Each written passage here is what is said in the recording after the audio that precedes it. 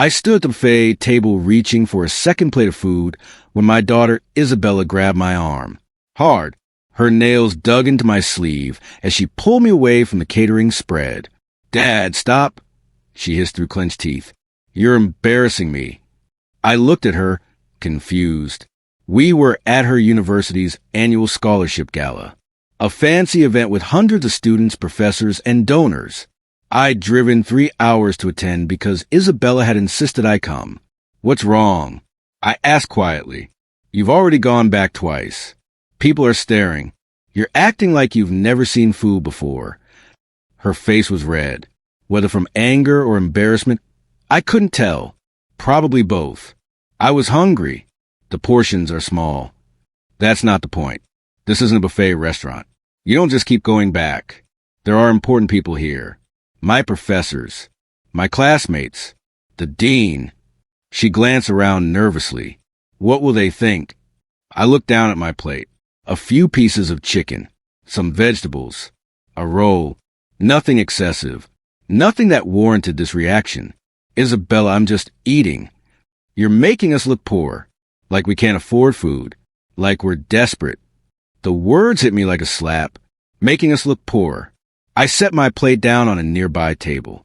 Carefully, slowly, trying to process what my daughter had just said. "I'll go wait in the car," I said quietly. "What?" "No, Dad, I'll wait in the car. Come find me when you're ready to leave." I walked away before she could respond. Before I said something I'd regret. Before anyone saw the hurt on my face. I sat in my car in the parking lot for 2 hours. The event was supposed to last until 9. It was only 7:15. My phone buzzed once. A text from Isabella. "Dad, don't be dramatic. Just come back inside." I didn't respond. I stared at the steering wheel thinking about how we'd gotten here. Isabella was my only child. Her mother, my wife Carmen, had passed away 5 years ago. Cancer. Brutal. Fast. Devastating. After Carmen died, I'd thrown myself into work, built my construction company from small residential jobs to major commercial projects, made good money, really good money, but I lived simply, drove a 10-year-old truck, wore the same work clothes until they fell apart, lived in the same modest house Carmen and I had bought 20 years ago. All the money went into savings, into investments, into Isabella's college fund.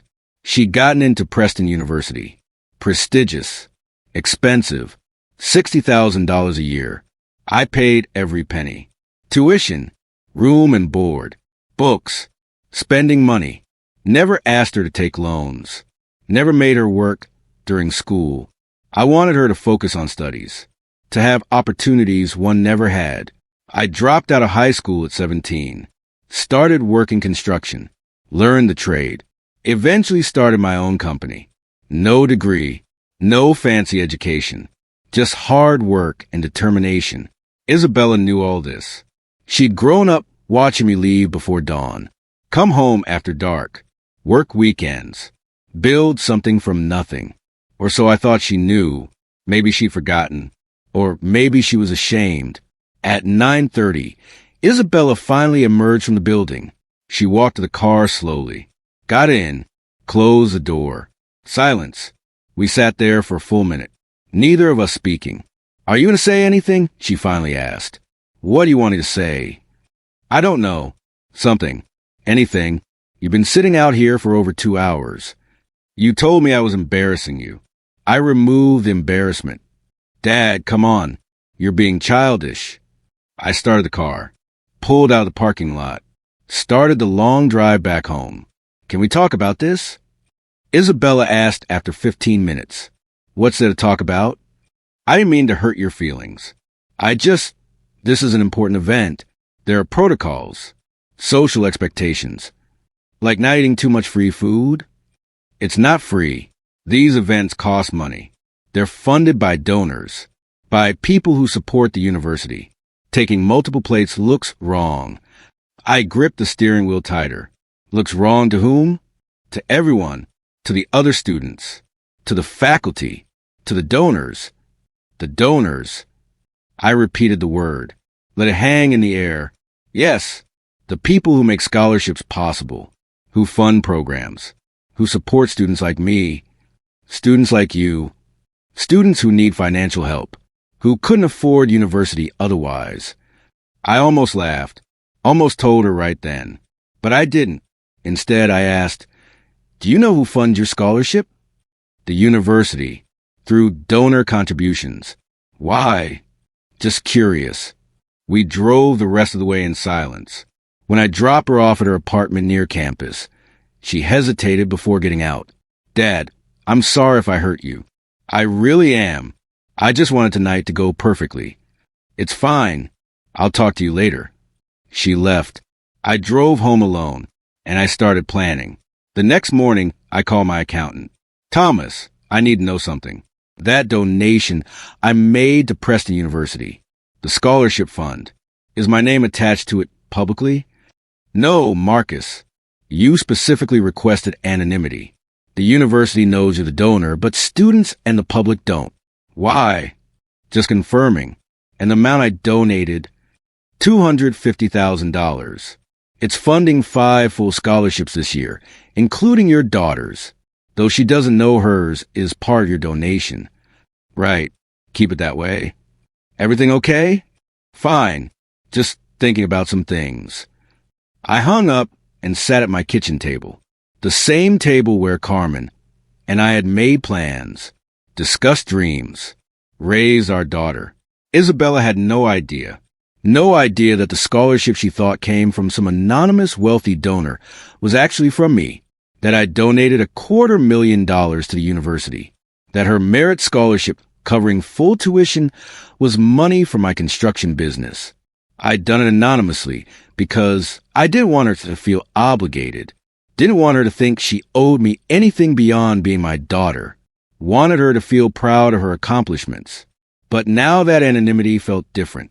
Now it felt like she was ashamed of who I was, of where she came from, of the fact that her father was a construction worker who dared to eat food at a fancy gala. My phone buzzed. A text from Preston University's development office. "Mr. Torres, thank you again for your generous contribution. We're hosting our annual donor recognition dinner next month. We'd love to honor you publicly this time. Please let us know if you're interested." I stared at the message. Then I started typing a response. Over the next 2 weeks, I didn't hear much from Isabella. A few text messages, brief phone calls, surface conversation. Nothing deep. She was busy with midterms. I was busy with work. Or at least that's what we both said. The truth was different. I was hurt. She was probably still annoyed. Neither of us wanted to address it, but I was making plans. Quiet plans. I contacted the university's development office, scheduled a meeting, drove back to Preston to meet with the director of donor relations. Her name was Patricia Reeves, mid-50s, professional, warm. "Mr. Torres, it's wonderful to finally meet you in person. Your donation has changed lives. Isabella's scholarship is just one of 5 we've been able to fund because of your generosity. I'm glad to hear that. Your request for anonymity has been respected, but we'd really love to recognize you at next month's donor dinner. It's our way of saying thank you, of showing our appreciation. Actually, that's why I wanted to meet. I have a different idea." I explained what I wanted to do. Patricia's eyes widened. Then she smiled. "That's unusual, but I think we can make it work. It'll definitely make an impact." "That's what I'm hoping for." We spent an hour working out details. Logistics, timing, what would happen, what wouldn't happen. When I left, I felt something I hadn't felt in weeks. Purpose, a plan, a way to teach my daughter something important, not through lectures or arguments, but through experience, through revelation, through a moment she'd never forget. I called Thomas again. "I need you to handle something for me." I explained the financial details, the transfer of funds, the timing. "Marcus, are you sure about this? This is going to be quite the statement." "I'm sure." "All right then, I'll make it happen." 3 weeks after the gala incident, Isabella called. "Hey Dad, how are you?" "Good. Busy with work." "You?" "Stressed. Midterms were brutal, but I survived. That's good. Awkward silence. Then, Dad, about the gala. I've been thinking about it. I might have overreacted. Might have. Okay, I did overreact. I'm sorry. I was nervous about the event and took it out on you. Why were you nervous? Because it matters. My scholarship depends on maintaining good standing with the university. I can't mess this up. She paused. The scholarship is everything to me. It's the only reason I can afford to be here. I almost told her then, almost explained that her scholarship was for me, that she didn't need to perform for anyone, that her education was secure regardless. But I held back. I understand. Scholarships are important. So you forgive me? There's nothing to forgive. You were stressed. I get it. Thanks, Dad. You're the best. After we hung up, I sat thinking. She genuinely believed her scholarship came from some wealthy anonymous donor. Had no idea it was her construction worker father. The father she'd been embarrassed by. The father she thought made him look poor by eating buffet food. The irony was painful. The opportunity was perfect. 2 weeks later, I received an official invitation. Embossed cardstock. Fancy lettering. Preston University Annual Donor Recognition Dinner. Honoring our most generous supporters. Saturday, November 12th, 7 p.m. Black tie required. At the bottom, a handwritten note from Patricia. Looking forward to seeing you there, Mr. Torres. Everything is arranged as discussed. I called Isabella. Hey, sweetie. Quick question. Are you going to the donor recognition dinner next month? The donor dinner? That's just for major contributors and administrators. Students aren't really invited unless they're scholarship recipients being honored. Are you being honored? No. This year they're only recognizing donors. Why? Just curious. Maybe I'll come visit that weekend anyway. We could have dinner. Sure, that sounds good. Just not on Saturday night. I have plans with friends. Plans with friends. While the donor dinner happened. The dinner honoring the people who made her scholarship possible. Perfect. I bought a tuxedo. First one I'd ever owned. Carmen. And I had gotten married at City Hall. No fancy wedding. No formal wear. Just love and promises. The tuxedo felt strange. Uncomfortable. Like a costume. But I wore it. Because this evening required it. November 12th arrived. I drove to Preston. Checked into a hotel. Changed into the tuxedo. Stared at myself in the mirror. I looked different. Polished. Wealthy. Nothing like the construction worker who'd embarrassed his daughter. I arrived at the donor dinner at 6:45. Early. The event was held in the university's grand ballroom. Crystal chandeliers. White tablecloths. Elaborate flower arrangements. Much fancier than the scholarship gala. Patricia met me at the entrance. Mr. Torres, you look wonderful. Are you ready? As ready as I'll ever be. Your table is up front, next to the dean. We've arranged everything exactly as you requested. And Isabella? We sent her a last-minute invitation this afternoon. Special request from the dean's office. She confirmed she'll attend. Does she know why? No, just that her presence is requested at the donor dinner. A special honor for scholarship recipients. Perfect. I took my seat, looked around the room. Donors in expensive clothes. University administrators. Board members. Everyone looked comfortable. Wealthy. Like they belonged. I felt like an imposter. But I wasn't. I'd earned my place here. Through hard work. Through sacrifice. Through building something from nothing. At 7:15, Isabel arrived. She was wearing a dress I'd never seen. Probably bought with the spending money I sent. She looked beautiful. Nervous. Scanning the room for familiar faces. She didn't see me at first. I was seated with my back partially toward the entrance. But then Patricia guided her to a table. A table directly facing mine. Our eyes met across the room. Her face registered shock. Confusion. What was her father doing here? In a tuxedo? At a donor dinner? Isabella started toward me. I could see the questions forming on her face. But before she reached my table, the dean stood and approached the microphone.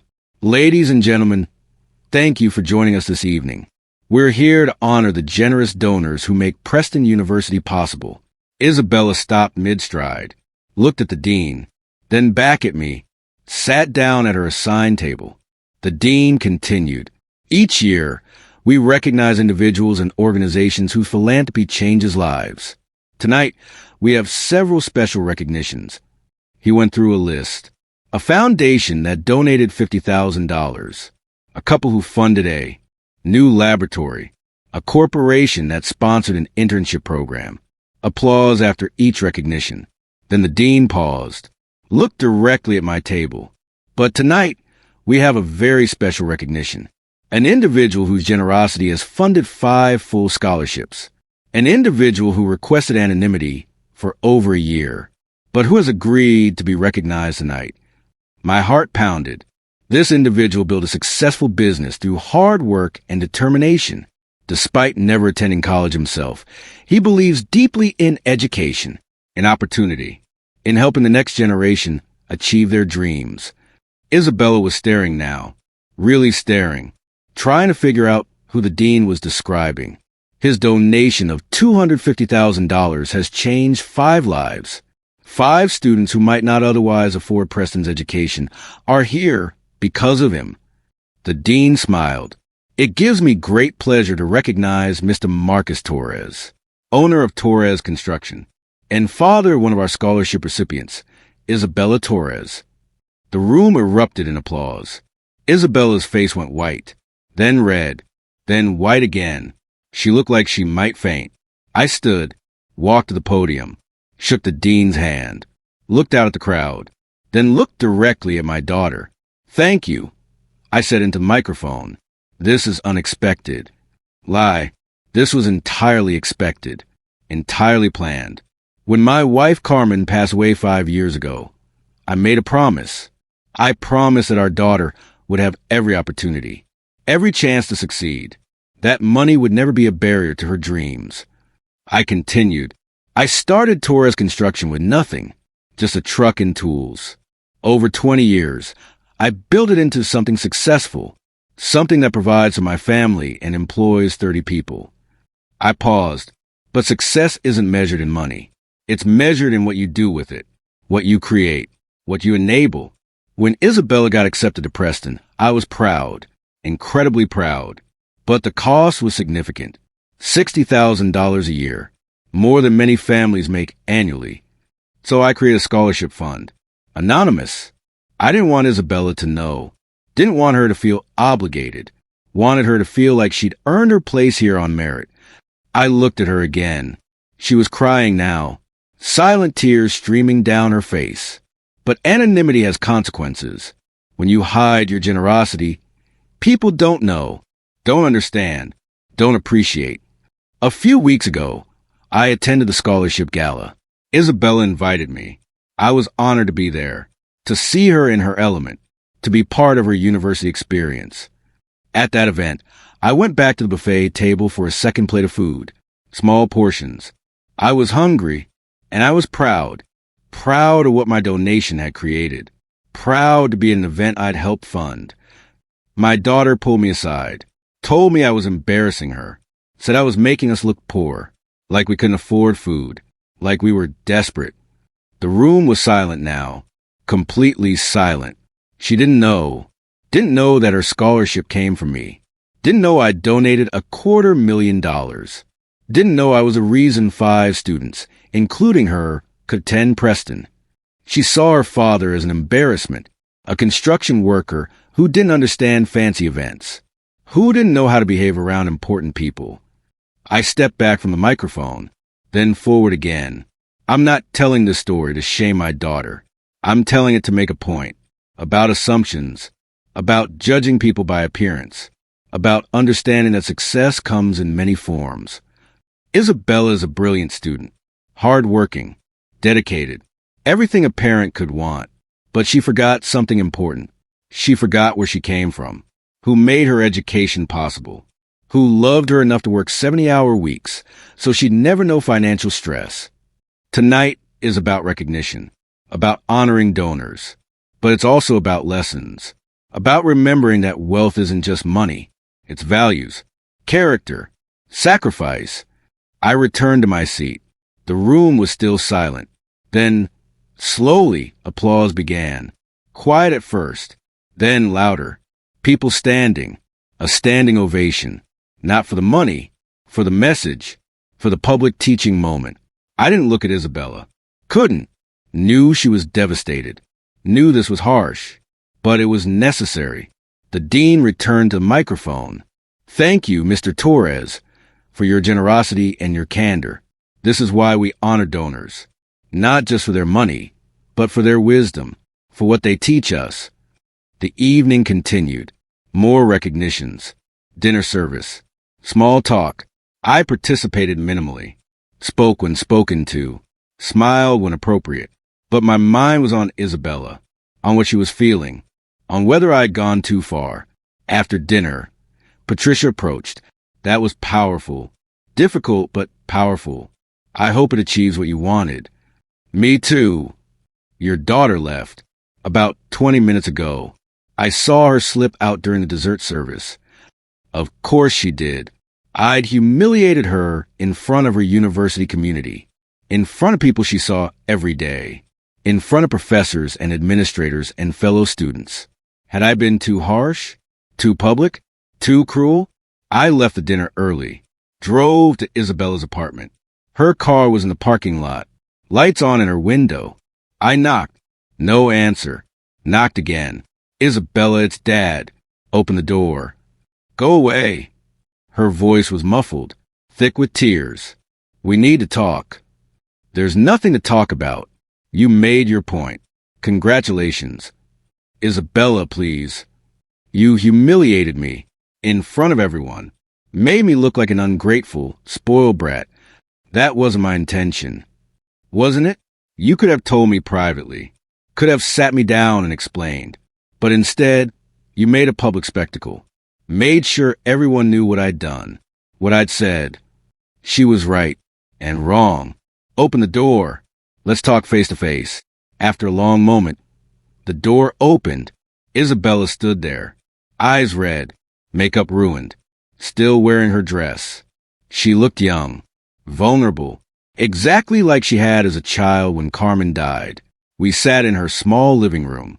Silence stretched between us. Finally, Isabella spoke. Why? Why did you do it that way? Because you needed to understand something. Something I couldn't explain with words alone.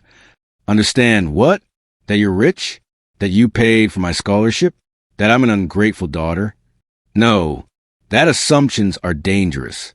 That judging people by appearance leads to mistakes. That success looks different for different people. You could have just told me. Would you have understood? Really understood? Or would you have apologized and continued thinking the same way? She didn't answer, because we both knew the truth. She would have apologized, would have said the right things. But deep down, she still would have been embarrassed by her construction worker father. I built something from nothing.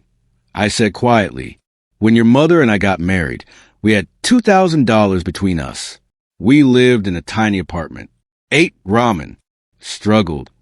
I know the story, Dad. Do you? Really? Or is it just a story you've heard but never felt? Never truly understood? I've never been ungrateful for what you provided. Maybe not consciously. But, Isabella, you called me embarrassing. Said I made us look poor. At an event I funded. Eating food I paid for. Surrounded by people benefiting from my money. I leaned forward. That moment showed me something. Showed me you'd started valuing appearance over substance. Status over character. What things look like instead of what they are. I was just stressed. Nervous. I told you that. Stress doesn't create values. It reveals them. When you're stressed, your true thoughts come out. And your true thought was that your father embarrassed you. Tears welled up in her eyes again. So you decided to teach me a lesson by humiliating me publicly? By making sure everyone at my university knows what I said? What I did? I decided to create a moment of clarity. For you and for others. How many people at that dinner made assumptions about me? Saw a construction worker in a borrowed tux? Wondered what I was doing there. Dad, how many people assumed I didn't belong? That I was out of place? that I didn't understand their world. I stood. Assumptions hurt. Judgment hurts. Being looked down on by your own daughter? That hurts most of all. I walked to the door. Turned back. I love you, Isabella. Always will. But you needed this lesson. Needed to feel what I felt at that gala. Needed to understand that your words had consequences. That your assumptions about people, about me, were wrong. Are you leaving? Yes. You need time to process. I need time to cool down.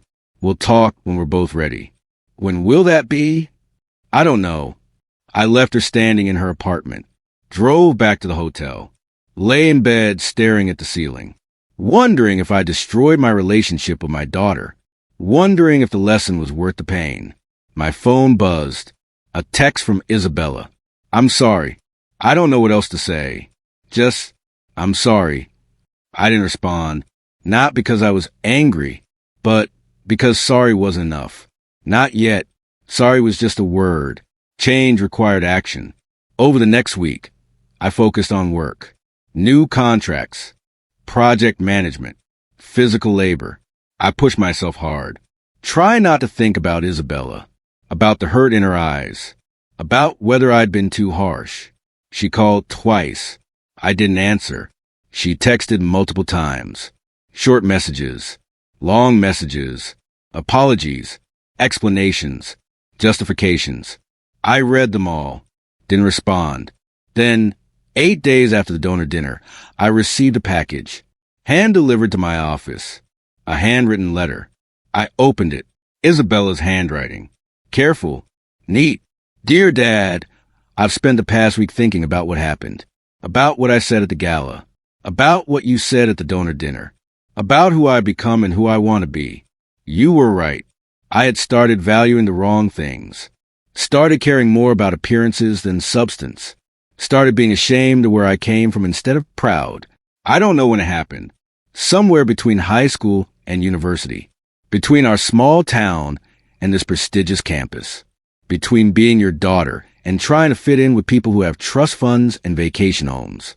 I forgot who I was, where I came from, what you sacrificed to get me here.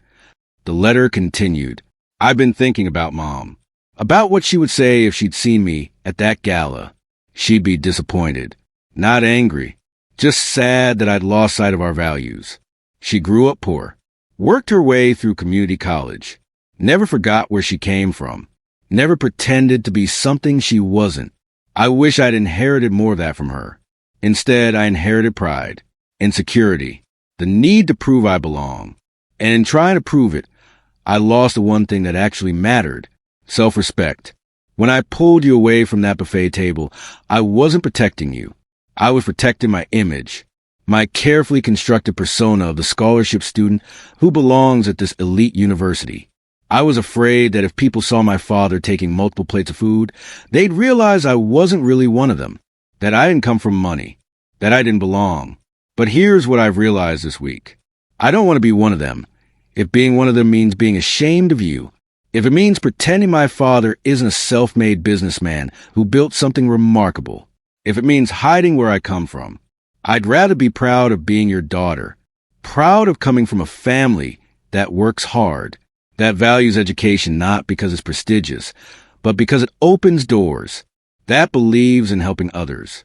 You donated $250,000 to help 5 students, 5 strangers, because you believe in opportunity, because you remember being 17 with no degree and limited options, because you want others to have chances you didn't. That's who you are. That's who you've always been. And I'm ashamed that I ever made you feel embarrassed about that. I'm sorry, Dad, not just for the gala, but for every time I've made you feel less than, every time I've corrected your grammar, every time I've been impatient when you didn't understand university terminology, every time I've acted like your lack of formal education was something to overcome rather than something that shaped you into an incredible person. I understand why you did what you did at the donor dinner. It was harsh. It was public. It was humiliating. But it was also necessary, because I wasn't listening, wasn't really hearing you, needed a wake-up call. I love you, I'm proud of you, and I promise to do better, to be better. Isabella. I read the letter 3 times.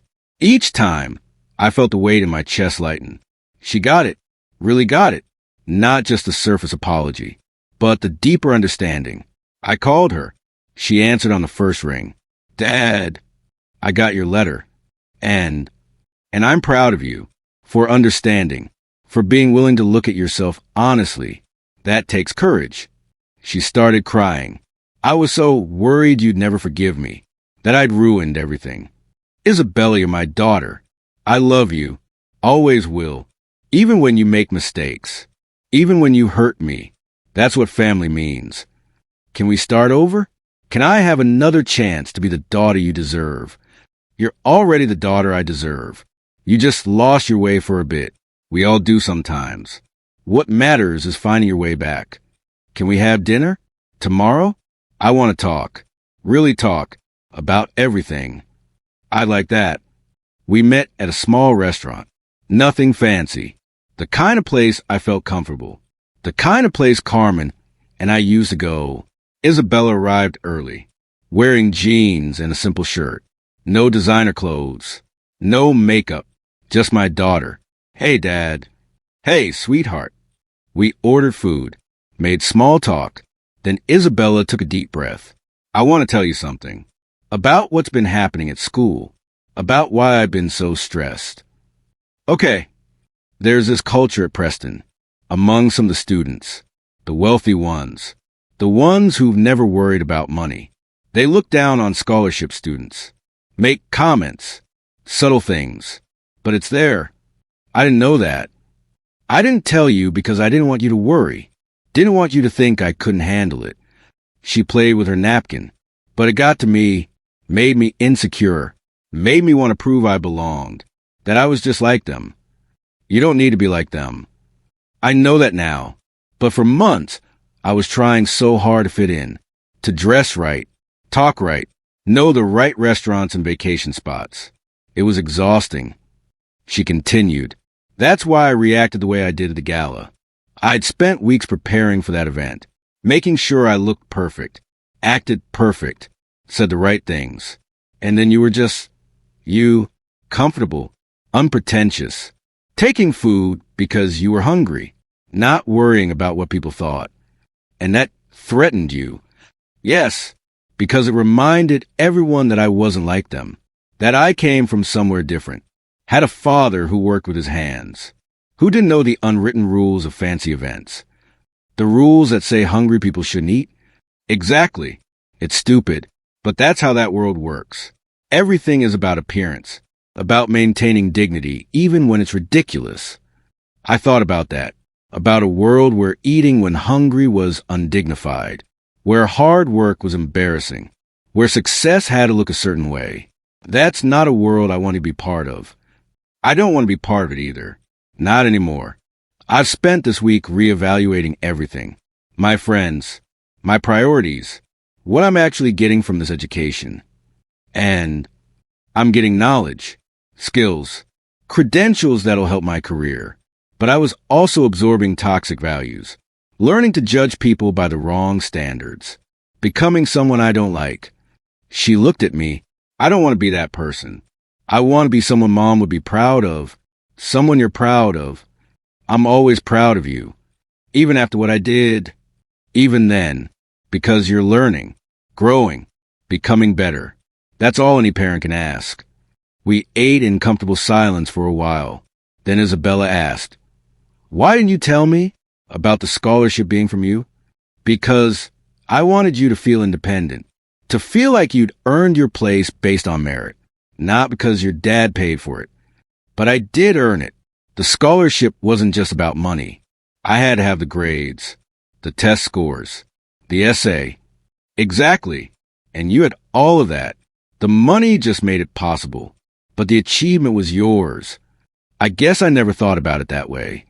Most people don't. They think money is everything. But money is just a tool. What you do with opportunities, that's what matters. She smiled. "When did you get so wise?" "Around the same time I got so embarrassing." Isabella laughed. Really laughed. The tension broke.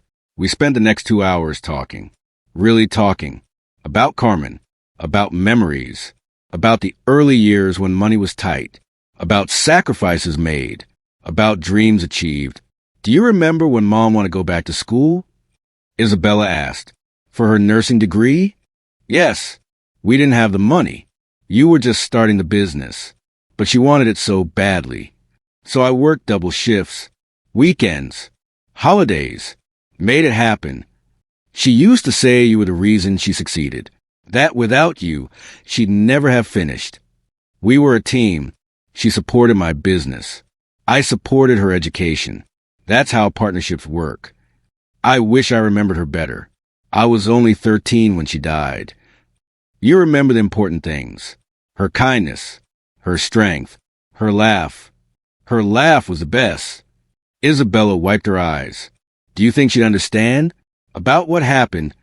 Your mother would understand everything. She'd understand why you felt pressure, why you made a mistake, why I responded the way I did. She'd tell us both to learn and move forward. That sounds like her. After dinner, we walked around campus. Isabella showed me her favorite spots. The library where she studied, the coffee shop where she wrote papers, the quad where she'd made friends. These are my real friends, she said, pointing to a group of students. Not the wealthy ones trying to network. Just regular people who work hard and support each other. I'm glad you have them. Me too. They keep me grounded. Remind me what matters. As we walked, several students recognized Isabella. Stopped to talk. Is this your dad? One asked. The Torres construction guy who funded the scholarships? Yes, this is my dad. She said it with pride. No hesitation. No embarrassment. The students thanked me, told me about their majors, their dreams, how the scholarships changed their lives. One girl, a sophomore named Maria, teared up. My parents are immigrants. They worked 3 jobs between them. This scholarship is the reason I'm here. The reason I can be the first in my family to graduate college. I hugged her. That's exactly why I did it. To create opportunities. After the students left, Isabella said, See? This is what your money did. Not just paid tuition. Changed lives. Created possibilities. Our money. Money I earned but we shared. Money that came from our family. From sacrifices your mom and I made. From choices to live simply so we could give generously. I won't forget that again. Over the next few weeks, Isabella and I rebuilt our relationship. Stronger this time. More honest. She called regularly. Not just quick check-ins. Real conversations. She asked about my work. About projects. About employees. Showed genuine interest in my life. She also made changes at school. Dropped some friends. The ones who'd encourage her worst instincts. Who valued appearance over substance. She joined new organizations. Volunteering groups. Community service clubs. Started tutoring at-risk high school students. I want to give back, she explained. Like you did. Show other kids that college is possible regardless of their background. I attended her volunteer events. Met the students she mentored. Saw her transform from entitled university student to compassionate mentor. You're good at this, I told her after watching her help a struggling teenager with math. I learned from the best. You've spent your whole life teaching, building, helping. I'm just following your example. Your mom would be so proud. I hope so. I'm trying to live up to the values she taught me, the ones I forgot for a while. In December, Preston held another event, the winter fundraiser, smaller than the gala, more intimate. Isabella invited me, only if you want to come. No pressure. Will there be food? I asked. She laughed. Yes, and you can take as many plates as you want. I'll take them with you. Deal. We went together, father and daughter, both comfortable, both ourselves. No pretending, no embarrassment. At the buffet table, I took one modest plate. Isabella took 2. What are you doing? I asked, making a point that we eat when we're hungry. Take what we need. Don't apologize for being human. She loaded her second plate with desserts. And if anyone has a problem with it, They can talk to my father, the donor who makes this event possible. I laughed, really laughed. She'd learned, more than learned. She'd transformed. Around us, other students watched. Some smiled, some looked confused. But Isabella didn't care. She was done performing, done pretending, done being someone she wasn't. We sat at a table with other scholarship students, kids from working-class families, first-generation college students, young people who understood struggle, who valued opportunity, who didn't take anything for granted. This is Marcus Torres. Isabella introduced me. My dad, owner of Torres Construction. And the reason we're all here. They thanked me, asked questions, treated me with genuine respect. Not because I wore expensive clothes or used fancy words, but because I created opportunities, because I'd remembered where I came from, because I'd used success to lift others up. One student, a junior named Andre, asked, "What made you decide to donate?" Most people at your level give to big institutions or name buildings after themselves. My wife died without finishing her nursing degree, one semester short. Cancer took her too fast. I donated in her memory to help students finish what she couldn't. The table went quiet. Then Andre said, "That's the most beautiful thing I've ever heard. Thank you for sharing that, for sharing her legacy with us. Thank you for making her proud, for working hard, for not wasting the opportunities you've been given." Isabella squeezed my hand under the table. Message received. Message understood. After the event, Patricia Reeves approached us. "Mr. Torres, Isabella, wonderful to see you both. How have you been since the donor dinner?" "Learning," Isabella said honestly. "Growing, becoming better." "That speech you gave," Patricia said to me, "it affected a lot of people. We've had parents reach out, saying they recognize themselves, recognize their children, asking for advice on maintaining values while pursuing success. That wasn't my intention. I was just trying to teach my daughter a lesson. You taught everyone a lesson about assumptions, about judging people, about the difference between wealth and worth." She pulled out a folder. "In fact, we've had a significant increase in scholarship donations. People inspired by your story, by your approach, by the idea that donors can be teachers, not just funders."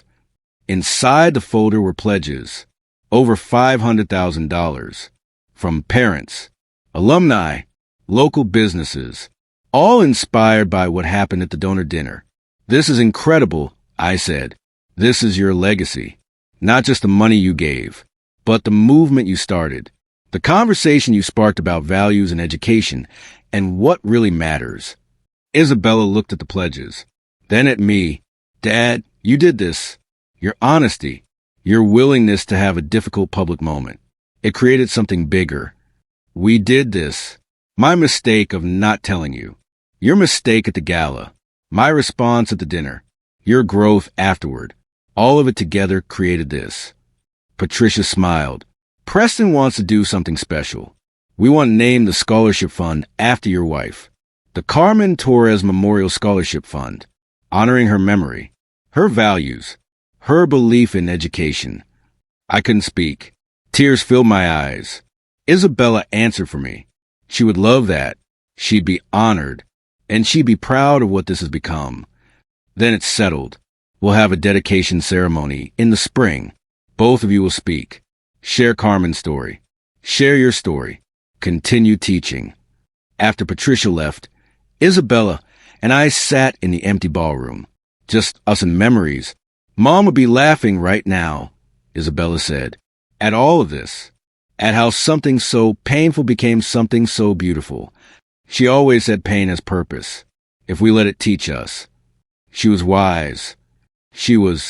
And she'd be proud of you, of how you've handled this, of who you're becoming. I'm trying to be more like her, more like both of you, less concerned with appearance, more focused on substance. We drove home that night, windows down, music playing, comfortable silence between us. At one point, Isabella asked, "Dad, what was the hardest part? Of the donor dinner? Of calling me out publicly? Knowing it would hurt you, knowing you'd be embarrassed, knowing our relationship might never recover. But you did it anyway, because sometimes short-term pain creates long-term growth. I could have protected your feelings, stayed quiet, let you continue down that path. But where would that lead? Probably to me becoming one of those people, the ones who value all the wrong things, who forget where they came from, who look down on people like you. Exactly. And I couldn't let that happen. Couldn't let you become someone your mother wouldn't recognize. Someone I wouldn't recognize. Even if it meant losing me, I never thought I'd lose you permanently. I thought I might lose you temporarily. But I believe you'd eventually understand. Eventually see why I did it. What if I hadn't? What if I'd stayed angry? Cut you off? I thought about that. Then I'd have been heartbroken. But I still would have done it. Because some lessons are more important than comfort. Some truths are more important than peace. That's scary and brave. That's parenthood. Scary and brave in equal measure. We pulled into her apartment complex. But Isabella didn't get out immediately. I want to tell you something. Something I haven't told anyone. Okay, there's a guy named Chris. I've been seeing him for a few months. He's a business major. From a wealthy family. Trust fund. Summer home. The whole package. My heart sank slightly. Before the donor dinner, I was embarrassed to introduce him to you. Made excuses. Said you were busy. Said you lived far away. Anything to avoid him meeting my construction worker father. And now I can't wait for you to meet him. Not because I think you'll like him, but because I want to see if he passes the test. What test? The you test. The values test. The does this person respect where I come from test. She smiled. I have a feeling he won't pass. And that's okay. Better to know now than later. The next week, Isabella brought Chris to meet me. Nice kid, polite, well-groomed, expensive watch, designer clothes. We met at my house. The modest house Carmen and I had bought. The house I'd never upgraded despite being able to afford much better. Chris looked around. I could see him evaluating, judging, finding it lacking. So, Mr. Torres, Isabella says you're in construction? I own a construction company. Torres Construction. We do commercial projects mostly. Oh, I thought you were like a foreman or something. She said you worked in construction. The distinction mattered to him. Owner versus worker. White collar versus blue collar. I do both. Own the company and work projects. I believe in being hands-on. That's very practical. The tone said it all. Practical meant beneath him. We sat down to lunch. I'd made sandwiches. Nothing fancy. Just good food. Chris picked at his. Isabella says you donated to Preston. That's generous. I believe in education. In opportunity. My father donates too. Has his name on a library at Yale. Very prestigious. Again, the tone. Comparing. Finding mine lacking. Isabella watched the interaction. I could see her evaluating. Seeing Chris through new eyes. After lunch, Chris excused himself to take a call. Business, he said. Important, he emphasized. When he was outside, Isabella looked at me. Well, he's not right for you. I know. I can see it now. The way he looked at our house. The way he talked about your work. The way he made sure to mention his father's Yale library. Can you? Before the donor dinner, I would have made excuses for him. Would have thought he was just being honest, just recognizing differences. But now I see it for what it is. Snobbery, judgment, the same thing I did to you. So what will you do? End it. Today. I'm not going to spend my life with someone who looks down on where I came from. Who looks down on you. When Chris came back, Isabella told him they needed to talk. They went outside. I watched through the window. Saw her speaking. Saw his face register surprise. Then anger. Then dismissal. He left without saying goodbye to me. Isabella came back inside. Tears in her eyes, but smiling. That felt good. Standing up for what matters. For who matters. I'm proud of you. He called me ungrateful. Said I was throwing away a relationship with someone from a good family. Said I regret choosing blue-collar values over real success. And you said, I said blue-collar values built real success. And I'd rather have integrity than a trust fund. Spring arrived. With it came the dedication ceremony for the Carmen Torres Memorial Scholarship Fund. The university had raised over $700,000, enough to fund 14 full scholarships, 14 students who otherwise couldn't afford Preston. The ceremony was held outdoors. Beautiful day, sunshine, light breeze, perfect weather for honoring Carmen's memory. I stood at the podium looking at the crowd. Students, faculty, donors. Isabella in the front row. Carmen Torres died 5 years ago, but her impact continues. Through scholarship funds, through students she'll never meet, through values she instilled in our daughter. I told stories about Carmen working night shifts while taking classes, about her dedication to helping others, about her belief that education was the path to a better life. She never got to finish her degree. Cancer took her 1 semester short, but in her honor, 14 students will finish theirs. 14 people will achieve what she couldn't. 14 lives will be changed because she lived. I paused. But this fund isn't just about money. It's about values, about remembering that success has many forms, that wealth is measured in impact, not dollars, that the people who work with their hands are just as valuable as those who work with their minds. Carmen understood that. She married a high school dropout, never looked down on me, never made me feel less than. She saw value in hard work, in determination, in building something from nothing.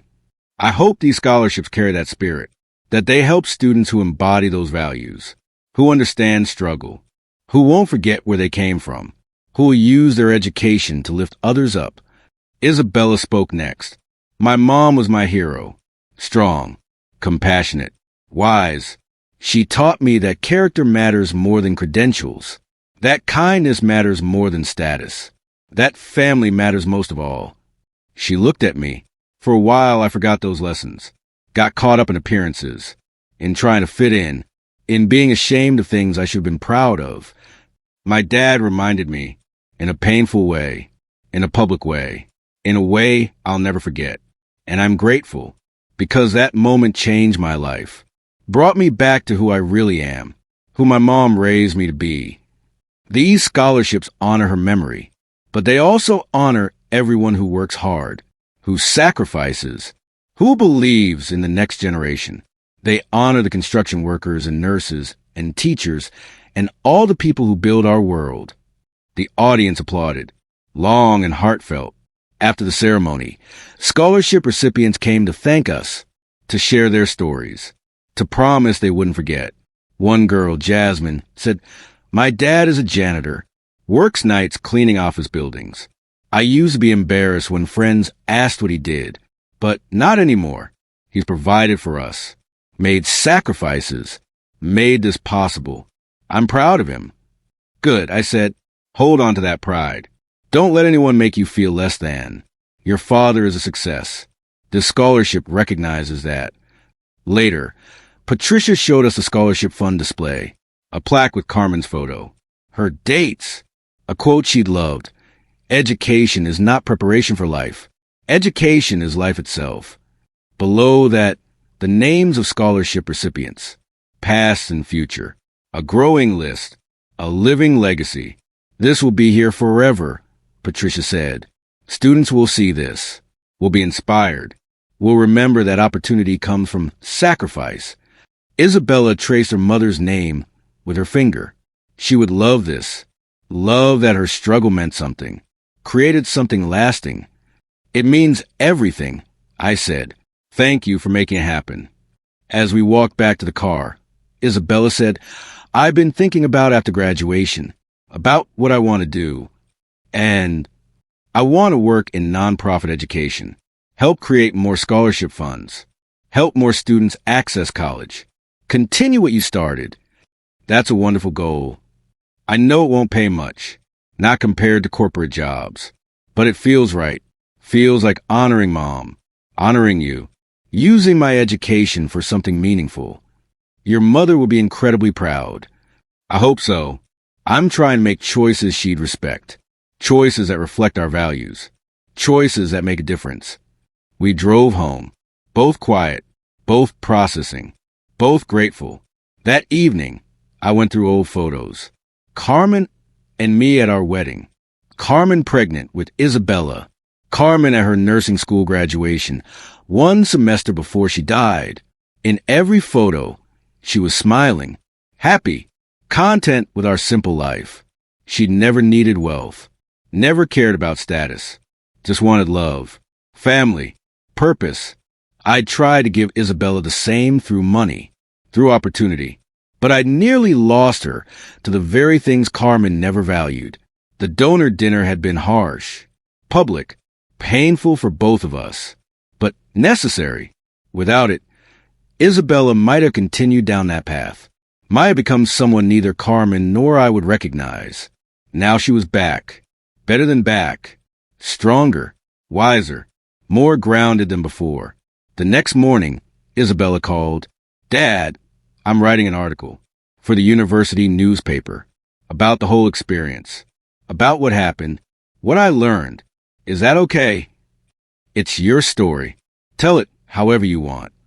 I want to be honest about my mistakes, about being embarrassed, about judging you, about the public confrontation. All of it. Why? Because other students need to hear it, need to understand that everyone makes these mistakes, that we all get caught up in appearances, sometimes, that it's okay to admit when you're wrong." The article came out a week later. What my father taught me about success, a public lesson I'll never forget. Isabella didn't hold back. She detailed everything. The gala, the buffet incident, her embarrassment, her words, my response, the donor dinner revelation, the aftermath, the lessons. "I thought success meant fitting in with wealthy people," she wrote. "I thought it meant hiding where I came from, pretending my father wasn't a construction worker, being ashamed of blue-collar roots. I was wrong about everything. Real success is my father building a company from nothing. Real success is working 70-hour weeks to fund your daughter's education. Real success is donating $250,000 anonymously because you believe in opportunity, not recognition. Real success is calling out your daughter publicly when she loses her way because you love her enough to risk the relationship, because you value her character more than her comfort." The article went viral, not just on campus. Beyond, news outlets picked it up. Social media shared it. People resonated with the message. Isabella did interviews, podcasts, speaking engagements, always telling the same story, always emphasizing the same lesson. Judge people by character, not appearance. Value substance over status. Remember where you came from. One interview stood out. A podcast host asked, "Do you think your father went too far? Humiliating you publicly?" "He didn't humiliate me. I humiliated myself. He just held up a mirror, made me see what I'd become, what I was becoming. But to do it so publicly, that was the point. Private conversations hadn't worked. I'd made excuses, justified my behavior. Only a public reckoning could break through my defenses, could force me to really see. Do you resent him for it? Never. I'm grateful. That moment saved me from becoming someone I wouldn't respect, someone my mother wouldn't recognize." The interviewer paused. "What advice would you give other young people struggling with similar issues?" "Talk to your parents. Really talk. Ask them about their journey, their sacrifices, their dreams. Don't assume you know their story. Don't take them for granted. And parents, don't be afraid to have hard conversations, to set boundaries, to call out behavior that contradicts your values. Short-term pain often creates long-term growth." After the interview, Isabella called me. "Did you listen?" "I did. You were wonderful, honest, thoughtful. Your mother would be so proud." I meant everything I said, about being grateful, about the lesson, about who you are. I know you did. That's why it matters. Isabella graduated that May, top of her class, multiple job offers. She chose a nonprofit organization, Education Access Initiative. They help first-generation college students navigate applications, scholarships, and college life. It pays $40,000 a year, she told me. I know you probably hoped I'd take one of the corporate offers. 6 figures. Benefits. Prestige. I hoped you'd take the job that made you happy, that aligned with your values, that honored your mother's memory. Sounds like you did. The corporate offers were tempting, not gonna lie, but every time I thought about taking one, I remembered the donor dinner, remembered what really matters. That's growth. That's wisdom. She moved to a small apartment, modest, affordable, nothing like some of her classmates who moved to luxury buildings with their corporate salaries. This reminds me of the apartments you and Mom lived in, she said when I helped her move. Small but cozy. Home. You could afford better now, with your salary. I could, but I don't need better. I need enough. There's a difference. She was learning, really learning, at her graduation party. I gave her a gift, an envelope. Inside was a check. $50,000. Dad, this is too much. It's your inheritance. Part of it anyway. Money your mom and I saved. Money we invested. Money that grew because we lived simply and saved aggressively. I can't accept this. You can, but there's a condition. What condition? Use half for yourself. Pay off student loans if you have any. Build an emergency fund. Start saving. The other half? Donate it to scholarship funds, to students like you, like the ones in Mom's memorial fund. Continue the cycle. She started crying. That's perfect. That's exactly what Mom would want. I know. That's why I'm asking. She deposited the check the next week. $25,000 for herself. $25,000 donated, split between 3 scholarship funds. I'm starting a tradition, she told me. Every year, I'll donate a portion of my salary, even if it's small, even if it's just a few $100s. I'll give back, honor what you and Mom built, what you've taught me. That's all any parent can ask, that their children become givers, not just takers, builders, not just consumers. Over the next year, Isabella thrived. She helped 50 students navigate college applications. 30 of them got in, 25 with full scholarships. Each one is a success story, she'd tell me during our weekly calls. Each one is a life changed, a family lifted, a cycle broken. 2 years after graduation, Isabella called with news. Dad, I'm getting married. That's wonderful. Who's the lucky guy? His name is James. He's a teacher, high school math. We met at a nonprofit conference. He works with at-risk students. Tell me about him. He grew up poor. Father was a mechanic. Mother was a cashier. He put himself through community college, then state school. Graduated with debt, but also with purpose. He wants to help kids like he was. He sounds perfect. He is. And Dad, he wants to meet you. Asked if you'd have lunch with us next weekend. He wants your blessing. We met at a diner, the kind of place I loved. Simple food, fair prices, real people. James was nervous, 28 years old, wearing khakis and a button-down, trying to impress. Mr. Torres, thank you for meeting with me. Isabella talks about you constantly, about what you've taught her, about your values, about the donor dinner story. That story follows her everywhere now. In the best way, she tells it to her students, to other counselors, to parents. It resonates, reminds people what matters. We ordered. James didn't judge the diner, didn't compare it to fancy restaurants. Just ate, enjoyed, talked. I want to ask your permission to marry Isabella. I know it's old-fashioned, but respect for family matters to me. Respect for you matters to me. Why do you want to marry my daughter? Because she's the best person I know. She's kind. She's driven. She's committed to making a difference. And she keeps me grounded. Reminds me what success really means. What does success mean? Building something meaningful. Helping others. Raising kids with strong values. Not how much money you make or what car you drive, but what you contribute, what you create. what you leave behind. I looked at Isabella. She was glowing. Happy. Really happy. You have my blessing. Welcome to the family. They married 6 months later. Small ceremony. Close friends and family. They asked me to officiate. You taught us what marriage means, Isabella said. Sacrifice. Partnership. Putting each other first. We want you to make it official. I stood before them. Before their friends. Before the community they'd built. Marriage is more than love. It's shared values. Shared purpose. Shared commitment to building something together. Isabella and James have that. They've both overcome obstacles. Both chosen purpose over profit. Both committed to making the world better. That's the foundation of a strong marriage. Not money, not status, not appearance, but character. And these two have character in abundance. They exchange vows. Simple, honest, promising to honor each other, to support each other's work, to raise children with strong values, to never forget where they came from.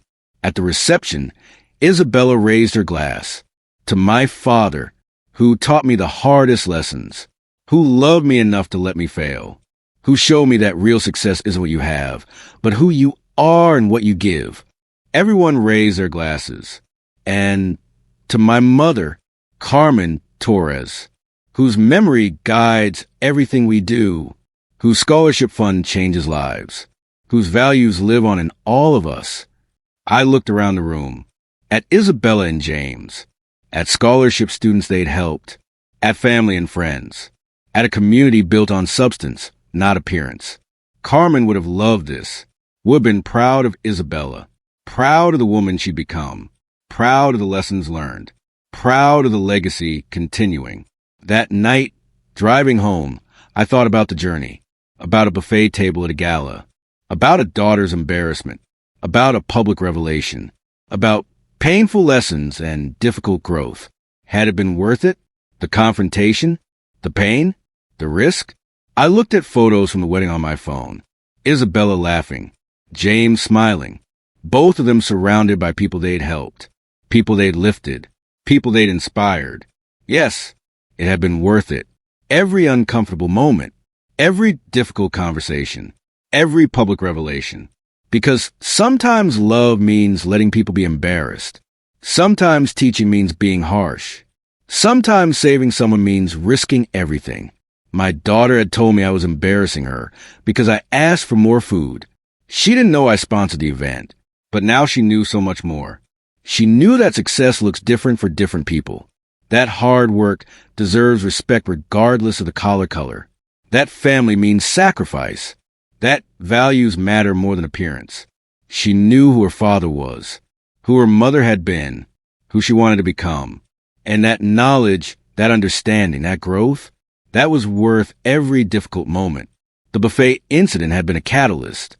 The donor dinner had been a confrontation. But the real story was what came after. The transformation, the learning, the becoming. That was a story worth telling. That was a legacy worth building. That was a lesson worth teaching. And as I drove home under the stars, I felt Carmen's presence, felt her approval, felt her love. We'd done it, together, raised a daughter who understood, who valued the right things, who would pass those values to her own children. The cycle continued. The legacy lived on. And somewhere, Carmen was smiling.